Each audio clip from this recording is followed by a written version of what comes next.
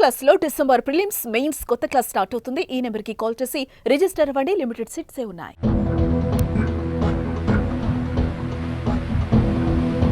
Matrimonial సైట్లలో భార్యలను కోల్పోయిన భర్తలే ఆమె టార్గెట్. తన అందాలతో వారికి వలపు వలవేస్తుంది. తన వయ్యారానికి దాసోహమయ్యేలా చేస్తుంది. ఆ తర్వాత వారిని పెళ్లి చేసుకుని అందిన కాడికి దోచేస్తుంది. కథ అడ్డం తిరిగితే వారిపైనే తప్పుడు కేసులు పెట్టి సెటిల్మెంట్ కు ప్లాన్ చేస్తుంది ఈ కిలాడి లేడీ.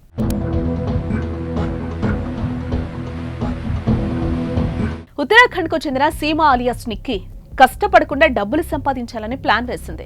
అందుకు సోషల్ మీడియాను వేదికగా చేసుకుంది. పెళ్లి కోసం మ్యాట్రిమోనియల్లో పెట్టే వారి డేటాను పరిశీలిస్తుంది. అందులో ముఖ్యంగా రెండో పెళ్లి చేసుకునే మగవాళ్లే ఆమె టార్గెట్. మ్యాట్రిమోనియల్ సైట్లోని వారి ఫోన్ నెంబర్ను సేకరిస్తుంది. ఆ తర్వాత వారితో మాటలు కలుపుతుంది. మీ మనసు చాలా మంచిది, మరి రెండో పెళ్లి ఎందుకు చేసుకుంటున్నారని తన మాటలతో మత్తెక్కిస్తుంది. అలా పెళ్లి పీటల వరకు తెచ్చి పెళ్లి చేసుకోగానే వారి వద్ద ఉన్న డబ్బులు, విలువైన నగదుతో జంప్ జిలానీ అయిపోతుంది.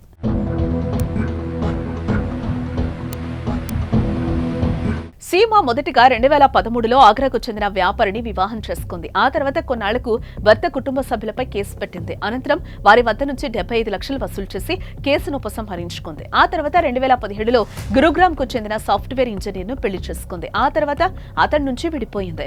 ఈ క్రమంలో అతని వద్ద నుంచి 10 లక్షల రూపాయలు దండుకుంది.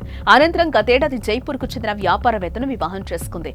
అతని వద్ద నుంచి కూడా 36 లక్షల రూపాయల విలువైన నగదుతో ఉడాయించింది. అయితే దీంతో వారు పోలీసులను ఆశ్రయించడంతో నిందితురాలు సీమా భాగవతం బయటపడింది.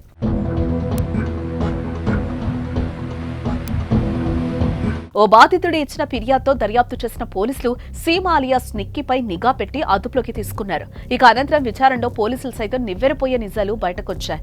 మ్యాట్రిమోనియల్ సైట్లలో భార్యలను వదిలిపెట్టిన భర్తలే ఆమె టార్గెట్ వారైతేనే మోసపోయిన విషయాన్ని బయట వారికి చెప్పలేరనే ఉద్దేశంతో వారిని టార్గెట్ చేసి తర్వాత పెళ్లి చేసుకుని వారితో కాపురం చేస్తున్నట్లు నటిస్తూనే డబ్బులతో ఉడాయిస్తుంది. అయితే ఈ క్రమంలో కథ అడ్డం తిరిగితే వారిపై గృహహింస చట్టాలను ప్రయోగించుకుని ఆ కేసులను సెటిల్మెంట్ తో పరిష్కరించుకుని దాని ద్వారా వచ్చే డబ్బులతో వారికి గుడ్ బై చెప్తుంది.